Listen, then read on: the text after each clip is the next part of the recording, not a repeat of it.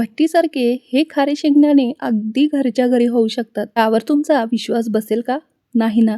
पण आज मी तुम्हाला कुकरच्या एका शिट्टीत हे खारे शेंगदाणे कसे बनवायचे ते दाखवणार आहे. अगदी सोप्या पद्धतीत, कुरकुरीत आणि चवही तशीच बरं का. लवकरच श्रावण महिनाही चालू होईल आणि अगदी श्रावण महिना म्हटलं की उपवासही चालू झाले. जवळपास घरोघरी कोणाचा ना कोणाचा तरी उपवास असतोच वारानुसार. त्यानंतर सण, नवरात्र आणि इतर उपवासही येतात. रोज तेच तेच उपवासाचे पदार्थही खाऊन कंटाळा येतो. अशा वेळी उपवासासाठी हे खारे शेंगदाणे घरी तयार असतील तर कधीही खाता येतात आणि उपवासालाही खूप उपयोगी पडतात. चला तर मग भट्टीसारखे खारे शेंगदाणे कुकरच्या एका शिट्टीमध्ये कसे बनवायचे ते पाहूयात. यासाठी एक मोठी वाटी मी इथे शेंगदाणे घेतलेले आहेत. हे पहा, नेहमीचे आपले घरचे वापरण्यातले शेंगदाणे आहेत ना, तेच मी घेतले आहेत. तुमच्याकडे जर सोलापुरी शेंगदाणे असतील तर ते तुम्ही वापरू शकता. कुकरमध्ये शेंगदाणे आपल्याला वाफवून घ्यायचे आहेत, म्हणजे उकडवून घ्यायचे आहेत. त्यासाठी इथे बघा कुकर घेतला. कुकरमध्ये तांब्याभर पाणी घेतलेलं आहे आणि हे सगळे शेंगदाणे आपल्याला ह्या पाण्यामध्ये टाकायचे आहेत. या एवढ्या शेंगदाण्यासाठी तांब्याभर पाणी पुरेसं आहे. शेंगदाणे बुडून वरती 1 इंचभर पाणी येईल एवढं पाणी घ्यायचं आहे आपल्याला. आणि यामध्ये ना 2 चमचे मीठ घालायचं आहे. मिठाचं एवढंच प्रमाण पाहिजे. मीठ पाण्यातूनच जाणार आहे. फक्त आतपर्यंत मीठ जाण्यासाठी शेंगदाण्याच्या आपल्याला ही प्रोसेस करायची आहे. त्यामुळे 2 मोठे चमचे इथे मी मीठ वापरलं आहे. कुकरचं झाकण लावलं आणि मोठ्या आचेवर 1 शिट्टी दिली आहे कुकरची. एका शिट्टीमध्ये छान असे हे शेंगदाणे वाफून निघतात.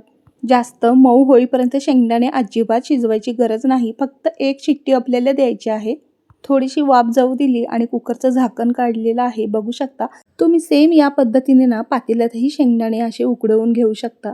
पण त्याला ना अगदी 5 मिनिटं तरी लागतात. पण हे ना एका शिट्टीत आपले शेंगदाणे अगदी झटपट तयार होतात. म्हणून मी कुकरचा वापर केला आहे.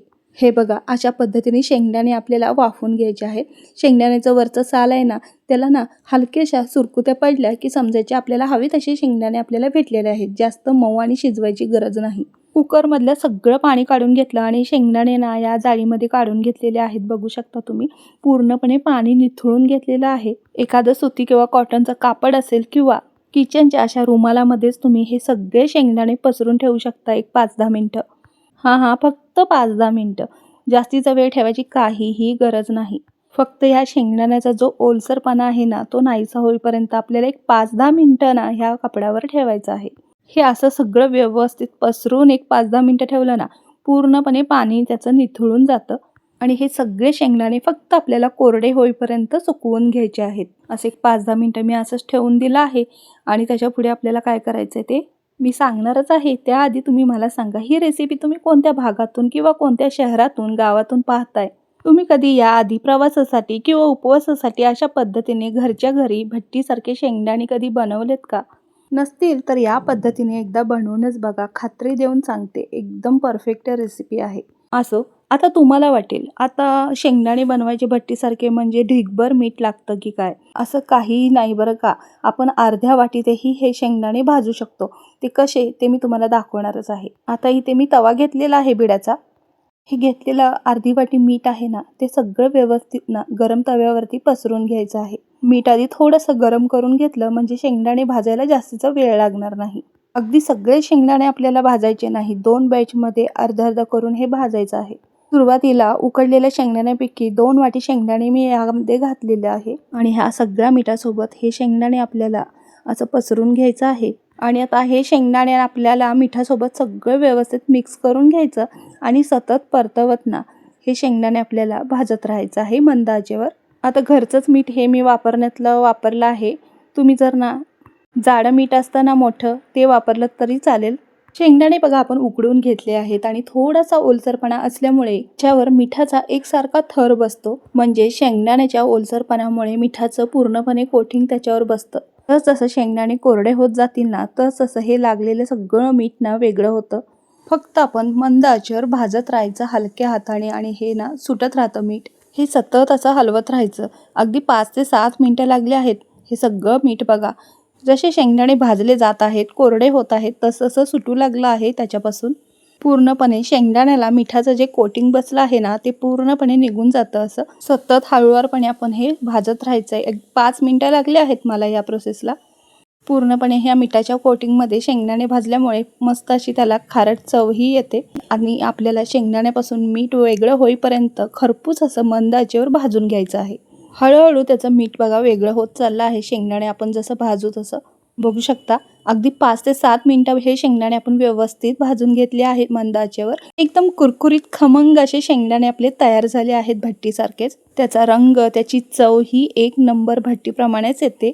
शेंगदाणे आपले छान असे भाजून झाले आहेत. साल तडकेपर्यंत हे शेंगदाणे व्यवस्थित आपल्याला भाजून घ्यायचे आहेत कुरकुरीत होईपर्यंत मंद आचेवर.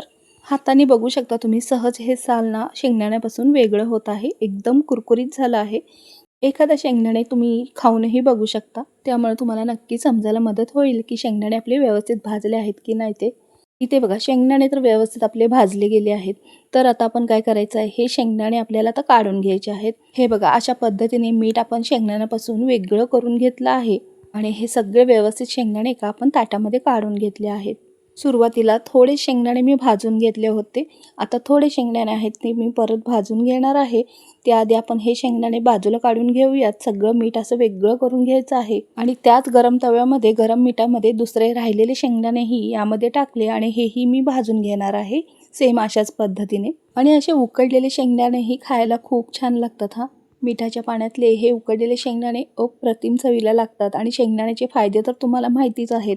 अगदी भट्टीसारखे हे कुरकुरीत खुसखुशीत शेंगदाणे आपले झालेले आहेत आणि खायला तर अप्रतिम लागतात. उपवासासाठी, प्रवासासाठी, मुलांच्या खाऊसाठी छोट्याशा, तोंडाला चव नसेल किंवा जेवताना तोंडी लावण्यासाठी असे शेंगदाणे तुम्ही बनवून ठेवू शकता आणि अगदी मनात येईल तेव्हा खाऊ शकता. छान असे सगळे शेंगदाणे सेम पद्धतीने मी भाजून घेतले आणि बघू शकता तुम्ही एकाने एक शेंगदाणा आपला छान असा भट्टीसारखा भाजला गेला आहे. अगदी कुरकुरीत आणि खमंग झाले आहेत.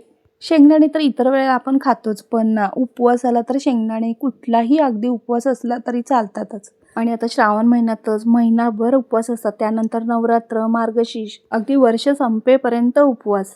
आणि अशा वेळेला आपण घरीच असे शेंगदाणे बनवले, घरीच तयार असतील तर मुलांच्या मधल्या वेळेच्या खाऊ म्हणजेच खारे शेंगदाणे. तर तुमच्यासाठी खास रेसिपी शेअर केली आहे. आवडल्यास नक्की ट्राय करून पहा. रेसिपीला लाईक करा, हाईप करा, रेसिपीला कमेंट करा, सबस्क्राईब करा. धन्यवाद.